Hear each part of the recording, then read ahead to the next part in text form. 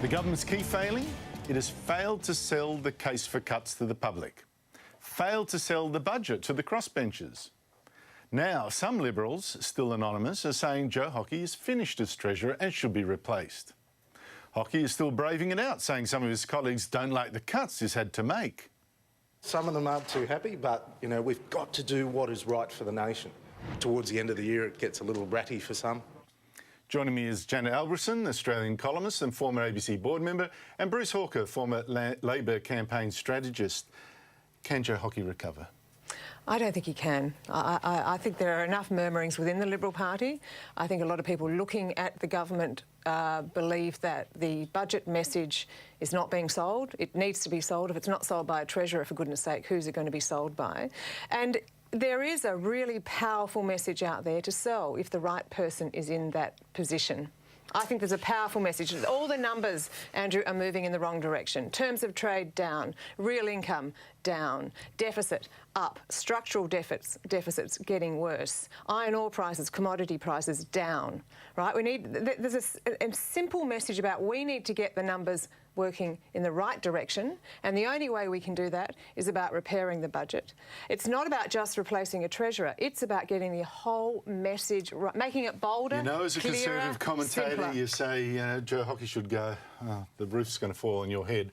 But Bruce, obviously Labor would like that because it'd be a sign of instability. They pin it on Abbott. You just sack Joe Hockey. Well, actually, the real problem is Abbott. You know what'll happen. But as a strategist, if you were a Liberal strategist, what would you say? I think I would move him for a number of reasons. I think you need somebody who can actually go out and sell a budget, sell the case for reform. You know, I know Paul Keating and he's no Paul Keating. Why is that? Why is that, do you think? Well, I just don't think he has the capacity to go out there and sell it. Maybe he's not doing the hard work. Maybe the brief was too difficult. But whatever the reason, you have somebody there in Malcolm Turnbull who actually would be much more attractive to the public and I think a more articulate spokesman for the government. Do you think that, Bruce? Turnbull is a natural fit in that people think, oh, he understands about money. He's multi-millionaire, blah blah. He practices what he preaches, and he is smart. But this is the thing I have about Turnbull that people seem to forget, Janet. Apart from the fact that putting him there invites instability. Every nuance of difference with Abbott is translated to a challenge to Abbott. Turnbull should be the guy. But the other thing is, he isn't very good at the quick one-liners. That was the problem as opposition leader, where he would say in 10 minutes... He sounds like a lawyer too often. He'd say in 10 minutes what should be said in 10, and he'd a bad idea for politics. I think that's right. It's such a pivotal role in the government. I've suggested Scott Morrison. I think Scott Morrison is someone who can get across the detail, who's very good at giving a bold, clear message and staying on that line. Correct. Yeah, but I don't know whether he can do the job, but the point is with Scott, of course, there's a lot of jealousy within the Liberals. Yeah, well, you know what? They're going to have to get over it because at the moment, if the polls continue to go in the way they're going, and it's not easy to turn around. When you have had so many consecutive polls and they're only getting worse... Galaxy poll today, 55-45 Labor. Primary vote up for Labor ahead of the Conservatives. Well, that's the problem for this government. You know, its supporters are disappearing faster than last week's pay. And the public know that. They smell this in the government and they need a circuit breaker. Now, Hockey may well be it, and it probably suits Abbott's purposes to deflect a lot of this onto Hockey, frankly, because at the end of the day, Tony Abbott is the ultimate, responsible person for it. He's the one who's got to sell it, and he hasn't done much of a job either. Can I add also, we like to blame Hockey, and we're blaming Abbott, and there's blame to be had there. Yep. But look at the individual ministers. Look at a simple equation, for example, like Medicare. Medicare costs $20 billion. We're recouping $10 billion from the rebate. That's such a simple equation. How many Australians know that? Has, for example, Peter Dutton done a good enough job getting that message out? Every single Australian should know that number. What I don't understand about Peter Dutton is that he's given a $20 billion medical research fund to lavish on the researchers of Australia, the science, and he can't get someone to say thanks. I mean, that's a pretty poor sales job. The Defence Minister, David Johnson, a lot of criticism about, well, there was the leak, obviously, so someone's out to get him, about the expenses lavished on wining and dining when soldiers being asked to take a pay cut. Bruce, what does it sound, the thing that's overlooked, what does it signal that you have the Defence Minister taking two people out for lunch twice to talk about the defence of this nation's submarines contract, big billion-dollar decisions, and between them, each time, 2 bottles of wine plus several alcoholic drinks? That, I don't want the Minister... Slosh. But, I mean, people are overlooking this. Is this how business is done? Well, I don't think that's the norm, I've got to say. And the fact that this has been leaked from within government probably says a lot about tensions inside defence and elsewhere. When you start getting those leaks, as we know from Labor's time in government, you know, you're in strife, because it really does tend to be a never-ending story then. But yeah, they shouldn't be doing that. They shouldn't be spending government money doing that. They should sit down in the minister's office and have a formal meeting across the table. I mean, that's as simple as it gets, really. He's another one who, if they're going to have a spring clean, this is the fellow who should go. And he's out. It's interesting too that I think Bill Shorten today, in the last day of Parliament, seemed to think that Joe Hockey was gone too, standing up, waving him goodbye. The government does have an excuse, though. It's the Senate. I mean, it's incredible. You have the Senate voting against Education Minister Chris Pyne's plan to give universities more freedom to set fees. But how can Pyne negotiate with the Senate where Glenn Lazarus, one of the key votes from Parliament United, won't even meet him, resents even getting texts from him? How can that possibly be? I did laugh when Glenn Lazarus suggested he was being bullied by Chris Pyne. I thought, Glenn, you don't look like the kind of guy who gets bullied so easily. No, but there's a fundamental Dry your here. eyes, Princess. The fact that you won't meet with the minister, the fact that 38 out of the 39 universities are in favour, they're crying out for the right system so that they can fund their universities. Yet you have, for example, the ABC will focus on that 1 out of the 39. Again, though, Andrew, the government hasn't sold this well enough. There would be more pressure on the senators, I believe, if that was a popular reform, and it is not seen as a popular reform. No, but that's the point, isn't it? The Senate is filled with populists. So that is the problem. Yeah. Clive Palmer and his two senators, well, Dio Wong is much more rational. I think he'll break free. But you have a look, for example, Bruce, at the way that Clive Palmer just airily dismisses this thing that, as you say, Janet, most Vice-Chancellors want. Have a look. They'll be defeated. I'll be defeated next year. They could bring them up 20 times. I'll be defeated. Defeated all the time. We've said that all year. Goodbye. Goodbye to higher education. That man controls 2 of the votes in the Senate. Sure, and it's been like this before. It's not. This isn't unique. This is not the first time a government's had to deal with an obstructionist Senate. Has it been as bad as this, Bruce? Well, I think it's been pretty bad in the past too. Well, I mean, People like that? People like that? Well, we had. We've had all sorts of independents going through there in the past who have said, no, I'm not going to support this, and they've stood up to the government. This many? Not just this and government. that irrational? Well, I'm not defending them. I'm just saying it's a statement of fact that we do have Senates which obstruct. In fact, it usually, when the Senate is controlled by one party, that's when the government gets into trouble because they can do whatever they like. You know, part of the problem for this government is that so many of these things which they're trying to get through the Senate, they had no mandate for. They didn't go into the election with them. And so these senators can say, well, you've got no mandate for that. Mandate for, and the Senate that's wouldn't gone through. That's gone through. Not in the first instance. No, but Janet, these other Janet, ones, they haven't. One minister mandate. One minister didn't just stop the votes, he got the votes.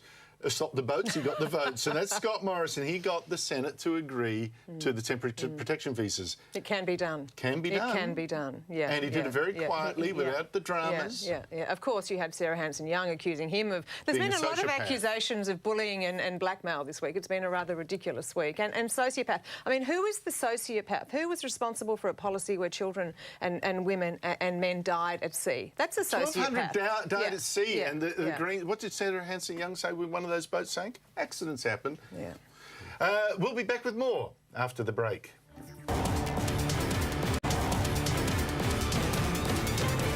The government is in trouble, but has finally managed to switch the debate to Labor's tactics. Labor blocking almost everything it can in the Senate.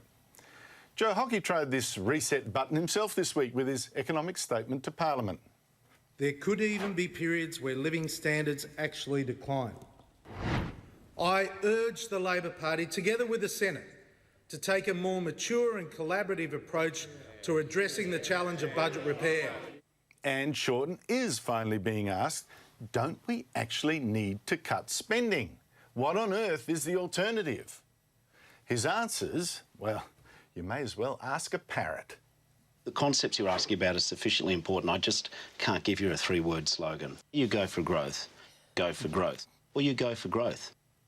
I'm back with Janet Albrechtsen and Bruce Hawker. It's a funny parrot. Go for growth. Yeah, it's a funny. Is the heat coming on Shorten at all? Look, I think, Lee Sales did her best during the week, and I have one piece of summer advice for Labor MPs. Get a copy of that transcript, read it, watch it. That is about as bad as an interview gets. Go for growth. I believe in policies, he said. Didn't mention any policies. No, but the ones he mentioned included infrastructure and invest in education. They're spending policies. Spending policies, yeah. The country's actually running out of money. But the point is, Bruce, I don't know, is this argument sticking? Not yet. I don't think the public is focused on this. They're focused on broken promises and the way in which the government has really refused to